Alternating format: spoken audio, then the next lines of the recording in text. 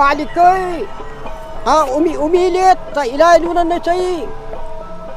Ibato san kafuntok ay nita. Yayaw ng kasat yanan. Gab, malikay man ta. Ilalunan ang ninyakas sa kamis ng funtok ay na mo. Wat ay laglagsak kaya, makilagsak kayo. Sa sinivago kan sa kayo ay. Ano ka? Kapakaang. Bontoc is home to the Bontoc tribe, a feared warlike group of indigenous people who actively indulged in tribal wars with its neighbor until the 1930s. Every Bontoc male had to undergo rites of passage into manhood, which may include head hunting, where the male has to journey, sometimes with companions, and hunt for a human head. The Bontocs also used the jaw of the hunted head as a handle for its gongs, and as late as the early 1990s, evidence of this practice can be seen from 1-2 gongs in Pakistan Bontoc. This is the home of the Infuntok language, which has a variable dialect under it. However, the original Infuntok language is fast dying out, as more of the younger generation speak a mixture of Ilocano, Tagalog, and Kankanay dialect. This is partly due to the frequent contact of the younger generation with other regions of the Philippines nation. Some words are not in use anymore within the Bontoc proper. Only 40% of the local population can communicate using this language without diluting their daily language with other languages' dialect. The Bontoc traditionally covered their bodies with elaborate tattoos for women. These were purely for decorative purposes, and they are still commonly seen today. Men had to earn their tattoos by killing enemies in their tribal conflicts. This probably explains why we saw no man with tattoos. Although head hunting continued well into the lives of many of their older men, tattooing would have revealed the murders which might have brought punishment from outside authorities. The Bontoc tribe people were traditional enemies who had resisted conversion under the Spanish, but American missionaries were starting to bring their belief system into the region. Today, only older women wear the bright red, hand-woven sarongs. Extremely old men still occasionally wear loincloths. Some women wear a very distinctive snake skeleton hairpiece, which I found very cool. Others wear a string of bone beds. The tattoos have meaning actually. It symbolizes the classification of their status, such as whether she is from prominent rich family or a second in the rank of the rich family. I am not sure of the terms used to call each of the status. What I remember is there is a rank that is called Bangan. I can't really remember whether that QAA, the term for a princess, or the second rank, if I am not mistaken, was Longgayban. Let's talk about the festivals in Bontoc. About Among Festival, the celebration of the establishment day pushes through Bontoc upon its 168th establishment day, and Among Festival Tuesday morning with a social parade highlighting 16 barangays of the town. The parade featured the town's way of life in tunes, move, and outfits as occupant rampage for the merriment. In spite of the assault of Typhoon Luis, Monday morning the town opened its agro-modern exchange reasonable with exhibit items from the 16 towns' conventional games. Revelries additionally opened on Monday.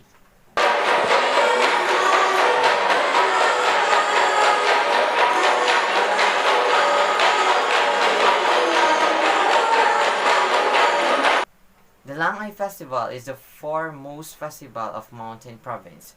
Celebrated annual in Bontoc, the capital town, it draws not thousands of local and foreign tourists but also expats who trace their roots here. It has become the largest common of the state province, showcase the base of their cultural heritage.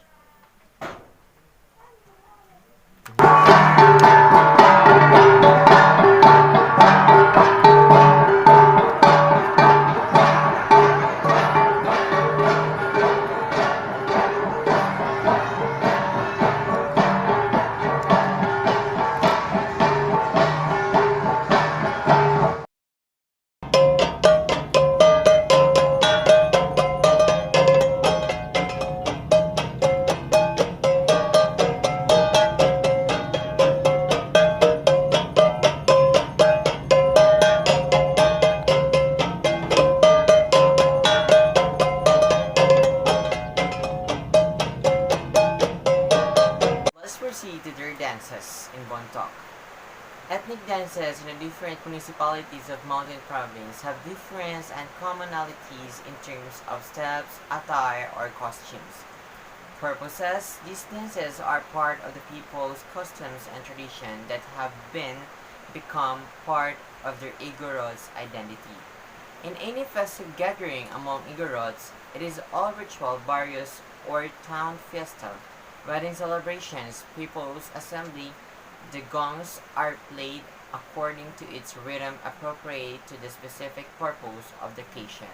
Such purpose could be for entertainment, socialization, or in more serious cases, as part of an Igorot ritual. Ethnic dances as part of most Igorot ritual or ceremonies include begnas, manirwap, chono, tebyag. For one dances are done as supplication to Kabunian to divert existing environmental phenomena such as control of plant, pests, field or the farms not to be eroded, increase food production, control or disease during epidemics.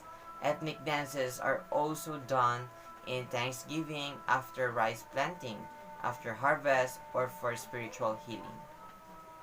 A variation of the Western boogie dance, the Bontoc boogie dance, is performed with the fast beating of the gongs. A pair of male and female dancers move with the fast facing and raising of feet in opposite direction. At some time, the dancing pair meet with hand holding each other and perform other steps, either going forward or sideward. The music player are in kneeling position.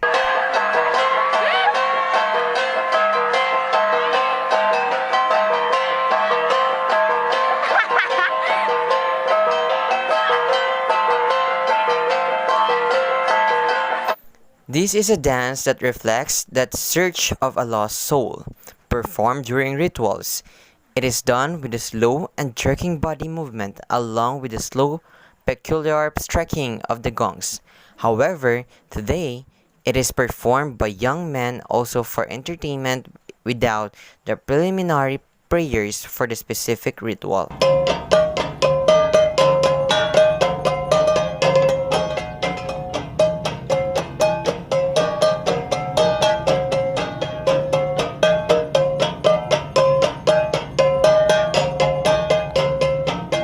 Let's proceed with the cloths.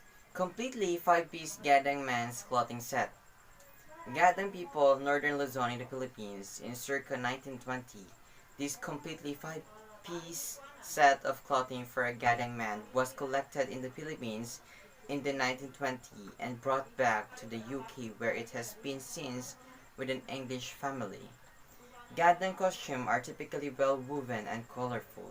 The Gadang people were involved in headhunting at least until the 1940s.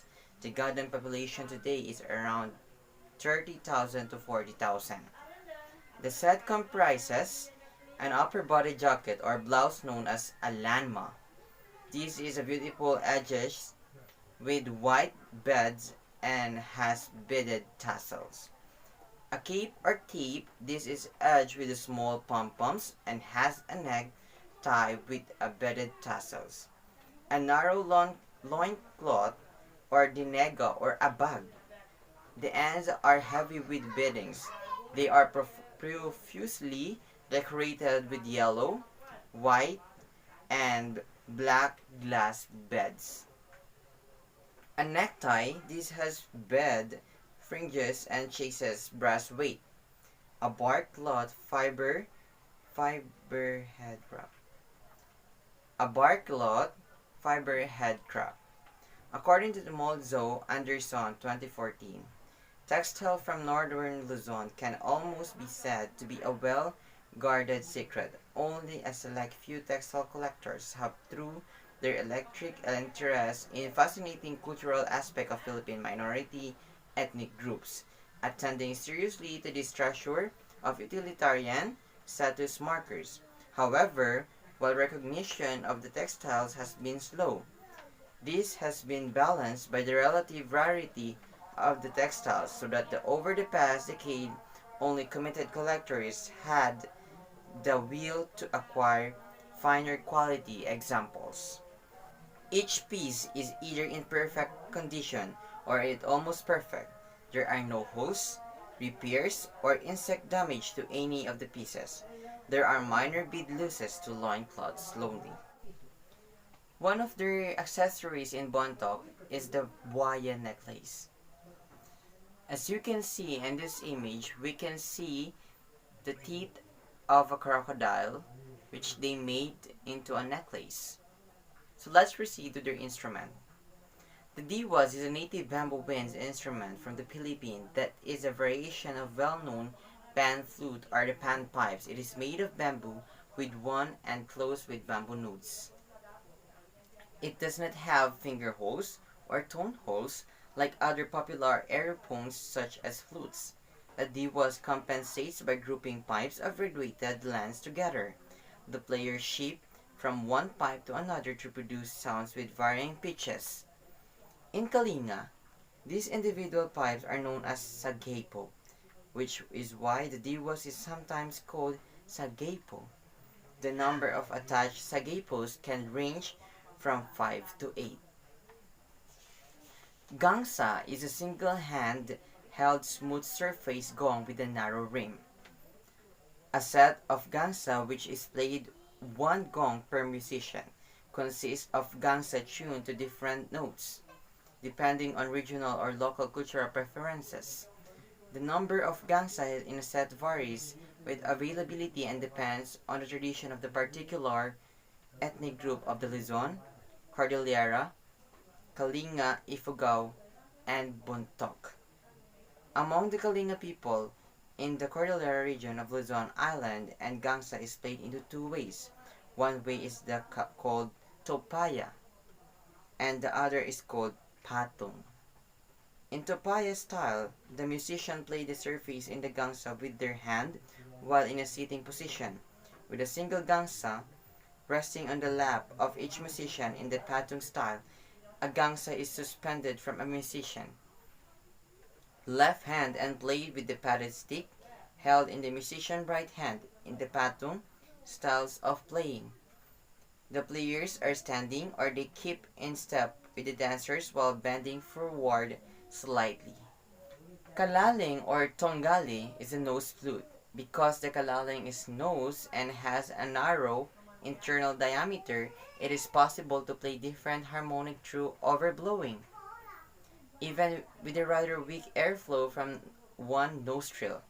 Thus, this nose flute can play notes in a range of 2.5 octaves. Finger holes in the side of the bamboo tube change the operating length, giving varied scale. Players plug the over nostril to increase the forces for their breath through the flute. So that was the end of my report. I am KASMER Kalipapa. Thank you and God bless.